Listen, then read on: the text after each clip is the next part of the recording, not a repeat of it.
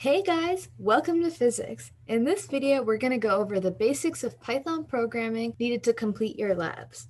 All right, let's get into it. Now, I know it may seem a bit annoying to use Python code over Excel, but we do this because Python is capable of handling much larger volumes of data, and calculations can be performed faster as compared to Excel. So the first thing we want to do is open up Jupyter Notebook. If you're on campus, you want to make sure you're connected to the WPI VPN. Otherwise, it's not going to open at all, which is super annoying. You can access Jupyter Notebook through the link below. It should be in the description. So this is my Jupyter Notebook homepage, which I got to just by logging in. I want to now click New, then Python 3 Notebook.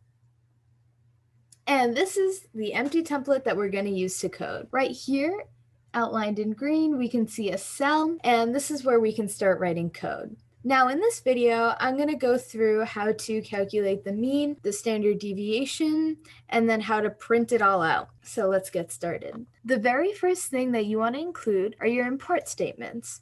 Here, I'm going to be including the following import statement. Because we're doing statistical calculations, there are many functions already written in Python for us, and they're in statistics. So that's the library they're in. And we're calling the variable stat. So this is an object, and we use this object to access the functions that are already written in statistics so that when we go in and calculate the mean and standard deviation, we don't have to rewrite all of the formulas to go and solve them, and it makes our lives so much easier. So now after I've written the code for the first line, I can run it, and then we can start with inputting some of our data. So throughout the labs, you're going to be collecting and recording data. And in your data tables, you have an X and Y column. Now, what we want to do is we want to find, for example, the mean of all of your variables that you recorded in the X column of your data table. So we can enter that in right here. So I set a variable X equal to the array. So this is an array, which is just a collection of elements or your data in your data table. And I just have sample data. So 1, 2, 3, 4, and 5. So now I'm just saying all of the data from the X part of your data table is going to be set to this variable. Now we can run that just so the computer knows what's happening. We want to go line by line. We don't want to miss anything. And now that we entered in our data, we can go ahead and find the mean. And we do this by setting a variable mean right here. So this is a variable that I just created, like how we just created variable X at the top. And we can set it equal to stat.mean of X. So what does this mean? Right here, we already created the object stat, which essentially just gives us access to, again, all of the functions in statistics. And right now we're trying to find the mean. So this is a function right here already written in statistics. So all we have to do is call the function and give it its input, and our input is X. So all of the recorded data for our X values, you just put that in and it finds the mean for you. And what we want to do is, now we found the mean. How do we print the mean? Well, we can just do that using a print statement. So all that this does is it prints whatever is in the quotation marks. So this is going to print mean of X equals 2, and then you can just print the mean. So if we run this, we get mean of X equals to 3, because right here it substitutes the value for this variable with the calculated value we got for the mean, right? Isn't that really cool? All right, we can do another example. So let's do the Y column of our data table. So we set a variable Y equal to the array of all of the different values that we're getting that we recorded from our lab.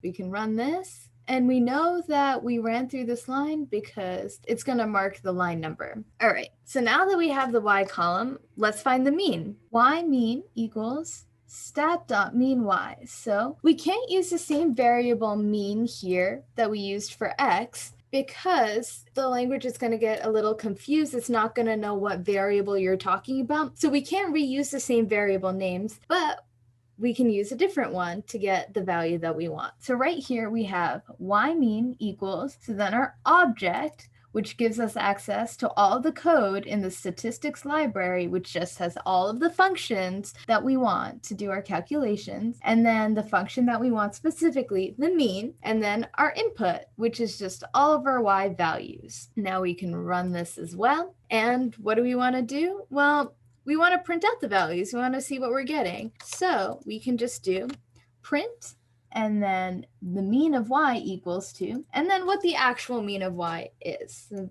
just our variable. So if we run this, we get the mean of y equals 7.59 approximately.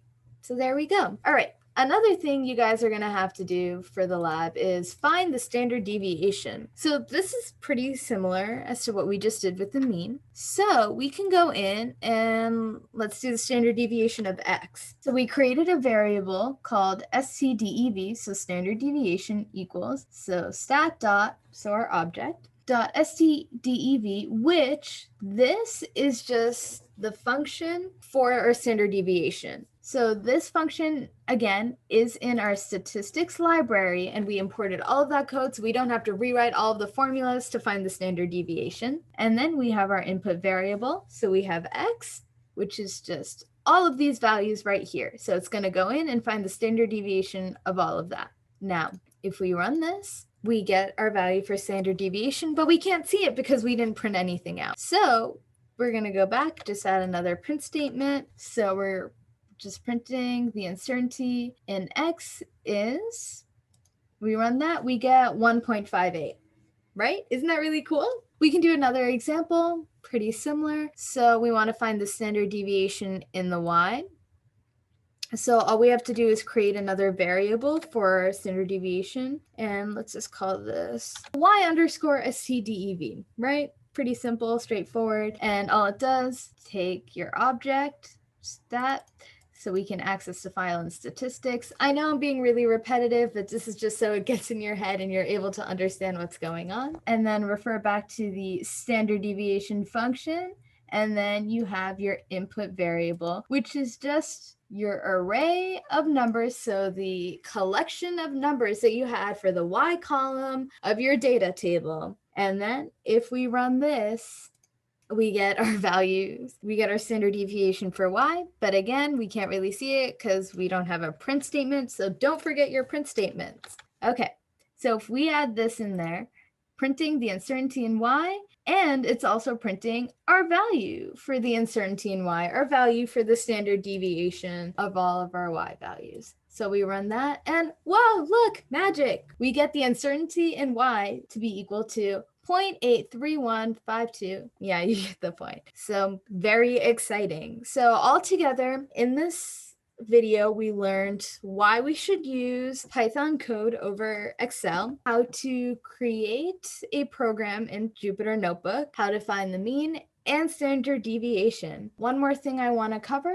is titling your different code files. So this I'm just going to say is sample code.